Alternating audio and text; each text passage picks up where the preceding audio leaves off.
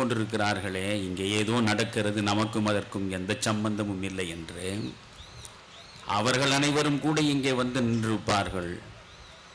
கொலவெறி பாடல் பாடுகிற குத்தாட்ட நண்பர்கள் மேடை ஏறினார். இந்த மண்ணில் தமிழனாய் இருப்பதற்கே அவமானம் கொள்கிறேன் நான்.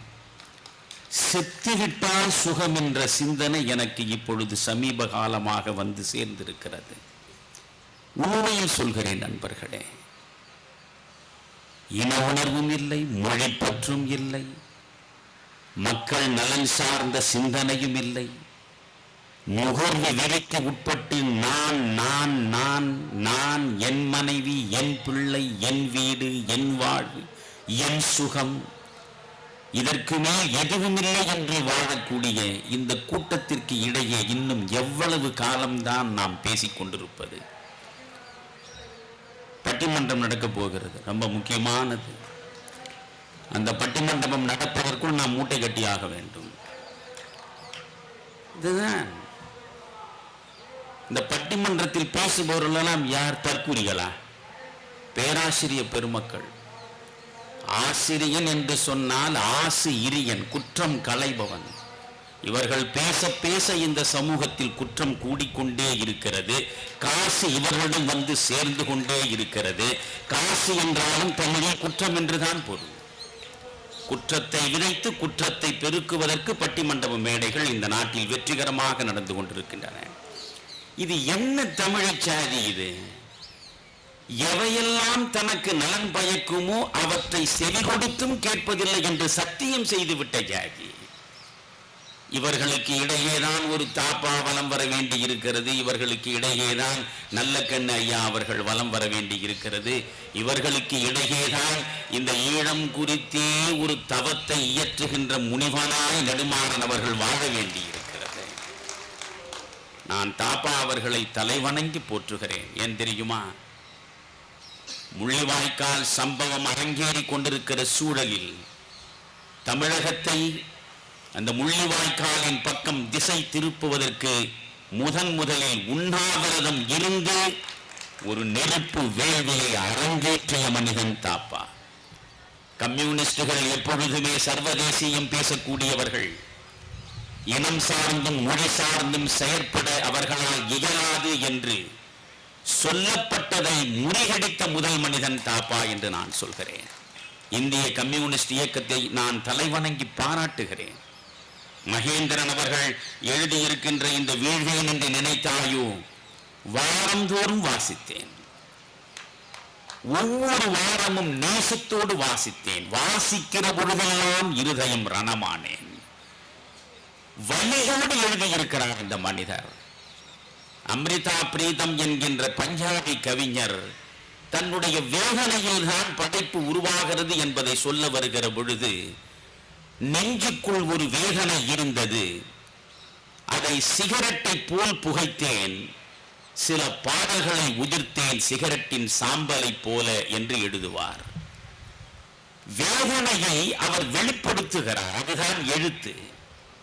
எனவே இந்த வேதனையை அப்படியே எழுத்தாக கொண்டு வந்து சேர்ப்பதற்கு விகடன் களமமைத்து கொடுத்ததற்காக விகடனுக்கும் நான் தனிப்பட்ட முறையில் நன்றி பாராட்டுகிறேன். இந்த புத்தகத்தில் வரி வரியாய் என்னால் பேச முடியும், ஆனால் பேசுவதற்கு நேரமில்லை, பட்டிமன்றம் தடுக்கிறது. எனக்கு பின்னால் தாப்பா பேச வேண்டும், நெடுமாறன் ஐயா பேச வேண்டும். இவர்கள் 2 லட்சம் பேர் ஒரே நாளில் சென்னையில் திரண்டிருக்கட்டும். சென்னையில் திரண்டிருந்தால் கலைஞர் கருணாநிதி நாற்காலியை பற்றியபடி சுகமாக இருந்திருக்க முடியாது. சோனியா காந்தி சும்மா இருந்திருக்க முடியாது. மன்மோகன் சிங் மௌனத்துடன் இருந்திருக்க முடியாது. நாம் தான் காரணம், நாம் தான் காரணம். நாம் சுதந்திரத்தில் சுருங்கி விட்டவர்கள், எந்த இழப்புக்கும் ஆளாக்கிக் கொள்வதற்கு தயாராக இல்லாதவர்கள், எந்த வழியையும் ஏற்றுக்கொள்வதற்கு நாம் நம்மை அர்ப்பணிக்காதவர்கள். நாம் முகமூடி மனிதர்கள், நாம் முகமூடி மனிதர்கள். ஒரு நேரத்தில் ஒன்று பேசுவோம், மேலைக்கு ஏற்றாற் போல் பேசுவோம், ஆளுக்கு ஏற்றாற் போல் பேசுவோம். கரிகால ஆட்சியில் இருந்தால் கரிகாலைக்கு எதிராக பேசுவோம்.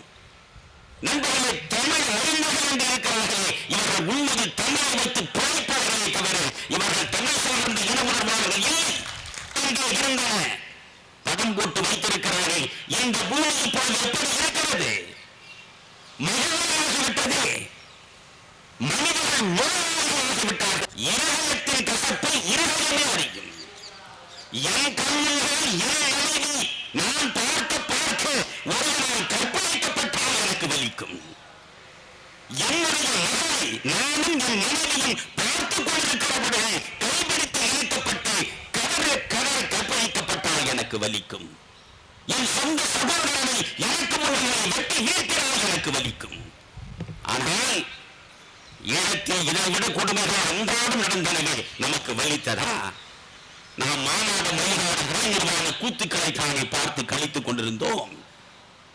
நாம் அரசியலை பேச விரும்பவில்லை. பேச வேண்டியவற்றை அதிகமாக பேச்சாயிற்று. கனிவழி திகழ் சிறைக்கு போனார். திகழ் சிறையில் 6 மாதம் இருந்து விட்டு வெளியே வந்தார். நேதாஜி சுபாஷ் சந்திர போஸ் வீர மரணம் எய்துவிட்டார் என்ற செய்தி இந்தியாவிற்கு வந்து எந்த செய்தி பொய் என்பது போல நேதாஜியே மீண்டும் மறுமதிப்பு பெற்றதாக டெல்லிக்குள்ளே நுழைந்திருந்தால் எப்படி ஒரு வரவேற்பை இந்த மொழி வழங்கி இருக்க முடியுமோ? அப்படி ஒரு வரவேற்பு தாரை கப்பட்டையோடு விமான நிலையத்திலே தரப்பட்டது. நாமும் பார்த்தோம். அந்த பெண்ணுக்கு பிறந்த விழா. அந்த பெண்ணை பெற்றெடுத்து தாய் உருகுகிறார். நான் தவறு என்று சொல்ல மாட்டேன். அந்த தாய் சொல்கிறார், திகார் சிறையில் 6 மாத காலம் என்னுடைய மகள் கொசுக்கடிகளினால் வேதனைப்பட்டாள். அவரை பார்க்கிற பொழுதெல்லாம் அவருடைய உடம்பில் பல்வேறு இடங்களில் பூச்சிகள் கடித்து தடிப்பாக இருந்தன. அவற்றை என்னால் தாங்கிக் கொள்ள முடியவில்லை என்று நாடுகளிலே தேம்பி தேம்பி எழுதியவர்களே, ஒரு பெண்ணுக்கு கொசு கடித்தலை தாங்க முடியாத தாய் நீங்கள். அந்த அளவுக்கு பாசத்திற்குரியவர்களாக இருக்கிறீர்கள். நான் அதை தவறென்று சொல்லவில்லை. கும்பல் கும்பலாக வெட்டி கொல்லப்பட்டார்களே, அப்பொழுது உங்களுடைய நாயகர் கலைஞர்களே இந்த பதவி நாற்காலியை பற்றி கொண்டிருந்தார். அந்த வகையிலே இருதயத்தின் கசப்பை இருதயமே அறியும். எங்கு நாம் ஒன்றாக தேடப் போகிறோம். எனவே நண்பர்களே, இவற்றையெல்லாம் யோசிக்க வேண்டும். மகேந்திரன் அவர்கள் நான் ஈழம் சேர்ந்து பல்வேறு வரலாறு ஆவணங்கள் அனைத்தையும் தேடி தேடி எடுத்து படிக்கிறேன்.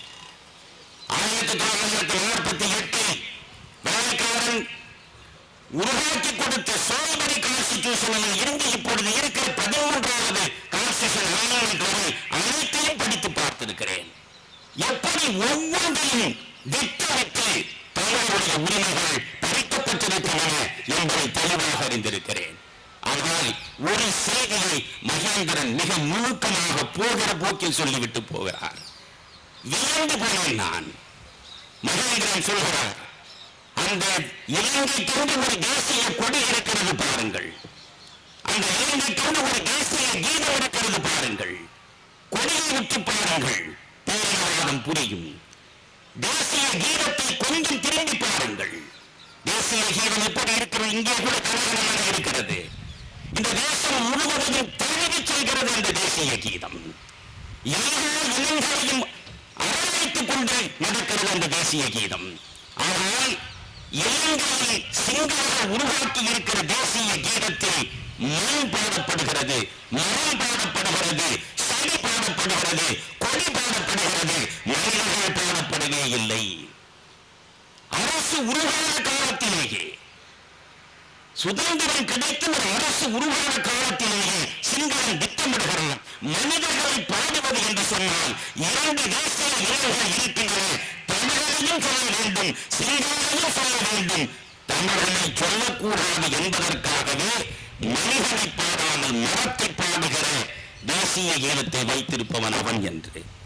இப்படி ஒவ்வொன்றுக்குள்ளேயும் நுணுக்கமாக சென்று தமிழ் இனம் எப்படி அங்கே முறியடிக்கப்பட்டு நிர்வாகப்படுத்தப்பட்டு நிர்மூலமாக்கப்பட்டு விட்டது என்பதை அவர் வெளிப்படுத்தி இருக்கிறார். நான் நிறைவாக ஒன்று சொல்கிறேன். இன்றைக்கு நீங்கள் தத்துவம் பேசுகிற திண்ணை யோகாந்திகள் உண்டு. அந்த திண்ணை யோகாந்திகள் என்ன சொல்கிறார்கள் தெரியுமா? இலங்கை ஒரு குட்டி தீவு,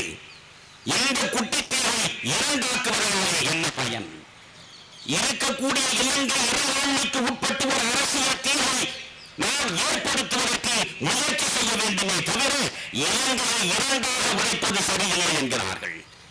நான் அவர்கள் பக்கமே நிற்கிறேன். இந்திய ஒருமைப்பாடு குறித்து பேசுகிற தமிழக மனிதன் இலங்கை ஒருமைப்பாடு குறித்தும் பேசுவதற்கு தயாராக இருக்கிறேன். எப்பொழுது நண்பர்களே? இலங்கைக்குள்ள 2 நிலங்கள் இருக்கின்றன. ஒன்று சிங்கள இனம், இன்னொன்று தமிழினம். 2 தேசிய இனங்களை உள்ளடக்கியது இலங்கை தீவு. ஒத்துக்கொள்ள சிங்களம் தயாரா? இலங்கையில் 2 மொழிகள் இருக்கின்றன. ஒன்று சிங்களம், இன்னொன்று தமிழ்.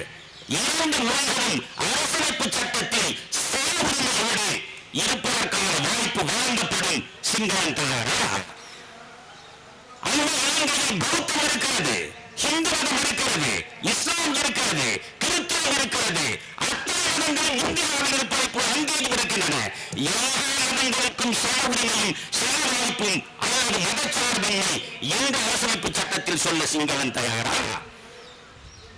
என்னுடைய மதம் பற்றி பேசுவதற்கு உரிமை இல்லை, என் மொழி பற்றி பேசுவதற்கு உரிமை இல்லை, என் இனம் பற்றி பேசுவதற்கு உரிமை இல்லை. எந்த இடத்தில் ஒரு சிங்கானுக்கு சமையலான உரிமையும் வாய்ப்பும் வருவதற்கான வழி இல்லை. என்ன செய்ய முடியும்? யோசியுங்கள். சகோதரத்துவம் இருக்கக்கூடிய இடத்திலேதான் சமத்துவம் இருக்கும். சமத்துவம் இருக்கக்கூடிய இடத்திலேதான் உண்மையான சுதந்திரம் இருக்கும். அங்கே சகோதரத்துவம் இல்லை, அப்படியான சமத்துவம் இல்லை, அப்படியான சுதந்திரமும் இல்லை. சுதந்திரமே இல்லாத அடிமைகளாக அங்கே ஒடுங்கி கிடக்க வேண்டுமா? யோசிக்க வேண்டும். எனவே ஈழம் என்பது காலத்தால் தவிர்க்கப்பட முடியாத ஒரு நிறைவேறப் போகிற லட்சியம் என்பது எனக்கு 2 கருத்தே கிடையாது. நான் தெளிவாக பயணம் செய்கிறேன். என் வாழ்க்கையிலேயே ஈழத்தை சந்தித்து விட்டுத்தான் நான் சாவேன். அதற்கான காலம் கனிந்து கொண்டிருக்கிறது என்பதை மட்டும் நான் சொல்லி, இதில் ஏராளமாக மகேந்திரன் எழுதியிருக்கிறார், அத்தனையும் ஆவணப்படுத்தி இருக்கிறார். ஒரு நீங்கள் பங்கர் என்று சொல்லப்படுகிற அந்த பதுங்கு குழிகளை பதுங்கினார்கள் என்றுதான் கேள்விப்படுகிறோம். அந்த பதுங்கு குழிகள் எப்படி உருவாக்கப்பட்டன? படிக்கிற பொழுதே சத்தியமாக சொல்கிறேன், நீங்கள் மனிதர்களாக இருந்தால் உங்கள் இதயத்தில் ரத்தம் கசி. பதுங்கு குழிகளுக்குள்ளே இருக்க வேண்டும். குழிகளை வெட்டி மணலை அப்புறப்படுத்த வேண்டும். மணலை அப்புறப்படுத்த வேண்டும் என்றால் மணல் மூட்டை வேண்டும். மணலை மூட்டையாக கட்டுவதற்கு கோணிப்பை வேண்டும். கோணிப்பை தோழர்களாக கோணிப்பைகள் நனைந்து கிடக்கின்றன. கோணிப்பை நனைந்து கிடக்கிற நிலையில் எப்படி இந்த பதுங்கு குழிகளை உருவாக்குவது? மணலை எப்படி அப்புறப்படுத்துவது? தங்கள் சேலைகளை அவர்கள் கழற்றி, தங்கள் சேலைகளை பையாக மாற்றி, அதில் அவர்கள் மணலை அள்ளி அவர்கள் உருவாக்கிய பதுங்கு குழிகளை நீங்கள் படிக்கிற பொழுதே இருதயத்தில் ரத்தம் வரும். ஒரு இளம் பெண் எப்படி கற்பழிக்கப்படுகிறாள், ஒரு இளைஞன் எப்படி கடக்கப்பட்டு அவன் என்ன நிலைக்கு ஆகிறான் என்று தெரியாமலே கதை முடிகிறது என்பதையெல்லாம் வலியோடு ரத்தம் சொட்ட சொட்ட அந்த மனிதன் இங்கே எழுதியிருக்கிறார். வால்மீகியினுடைய கவிதையை மிக பொருத்தமாக எடுத்து போட்டிருக்கிறார். கொடுங்கோலரின் ஆயுதங்களால் கொல்லப்பட்டவரின் ஆவிகள் அனைத்தும் பூமி முழுவதும் கண்ணுக்கு தெரியாமல் சுற்றி நடந்து கொண்டிருக்கும். மெல்லிய குரலை எச்சரிக்கவும் செய்யும். புரட்சியின் புதிய வருகைக்கான யோசனையும் சொல்லும் என்கிறார். நண்பர்களே, தெளிவாக நான் சொல்கிறேன், ராஜபக்சேவை நான் கொல்லுவேன், ராஜபக்சேவின் கையில் கிடைத்தால் என்று உணர்வு வயப்பட்ட நிலையில் மணிவண்ணன் சொன்னார். ராஜபக்சே சொல்லலையா நீங்க?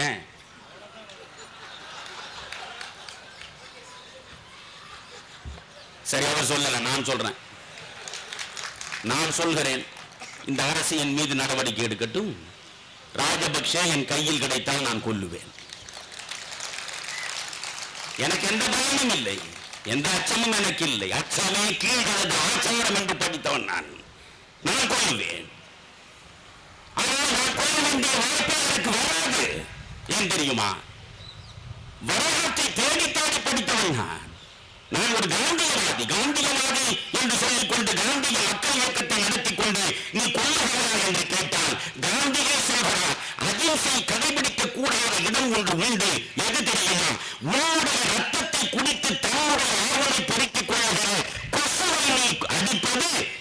ராஜபக்சேவை சேர்ந்தது என்கிறார். கொசுவை அடிப்பதும் ராஜபக்சேவை அடிப்பதும் ஒன்றுதான். எனவே காந்தியத்தை என்று நான் பேசுகிறேன். நான் ஒன்றே ஒன்று சொல்கிறேன், எனக்கு அந்த வாய்ப்பு கிடைக்காது. மனிதன் விரும்பினாலும் விரும்பாவிட்டாலும் அந்த வாய்ப்பு வராது. ஆனால் ராஜபக்சேவை சிங்களர்கள் கொல்லப் போகிறார்கள், சிங்களர்கள் கொல்லப் போகிறார்கள். எழுதி வைத்துக் கொள்ளுங்கள். நீங்கள் முசோலினி படித்திருக்கிறீர்களா?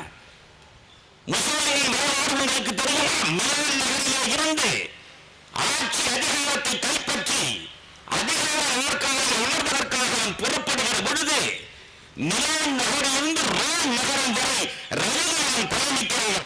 மிலான் நகரத்தில் இருக்கக்கூடிய லட்சக்கணக்கான மக்கள் திரண்டு அவனுக்கு வழி அனுப்பி வைக்கிறார்கள்.